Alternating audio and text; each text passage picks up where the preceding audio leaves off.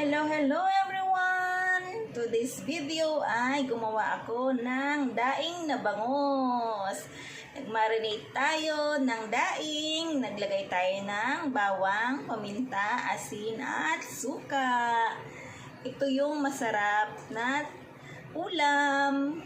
Ubos na naman ang ating sinaing dukot. Yay! Tara, luto na tayo! Tips po para hindi magtalsikan yung pagprito natin sa ating bangos. I-dip natin siya sa cornstarch. So, like ganito.